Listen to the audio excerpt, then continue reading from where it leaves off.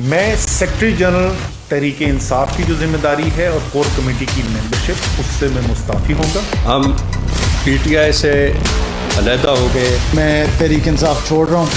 ہم اپنی راہیں جدا کر رہے ہیں۔ ہم نے یہ فیصلہ کیا ہے کہ ہم ریاست کے ساتھ کھڑے ہوں گے، ہم پاکستان کے ساتھ کھڑے ہوں گے۔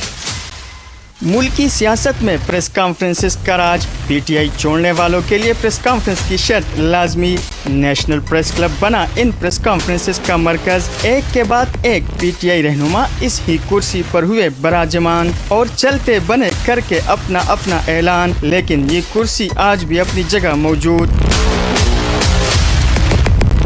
پی ٹی آئی کو الوداع کہنے کے لیے نیشنل پریس کلب کا ہی انتخاب کیوں کیا جاتا ہے؟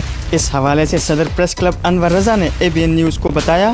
پریس کانفرنس اس لیے یہاں پر کی جاتی ہے کہ جو تمام الیکٹرانک اور پرنٹ میڈیا ہے وہ یہاں پر اویلیبل ہوتا ہے اور موجود ہوتا ہے، تو ان کے لیے آسانی بھی ہے۔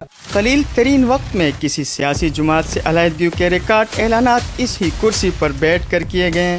لوگ حیران ہیں کہ اس کرسی میں ایسا کیا جادو ہے کہ اس پر بیٹھ کر جیل سے رہائی بھی مل جاتی ہے اور تحریک انصاف کو بھی خیر آباد کہنا پڑ جاتا ہے۔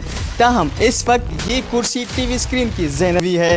کیمرہ مین ندیم خان کے ساتھ محمد اسد، اے بی این نیوز، اسلام آباد۔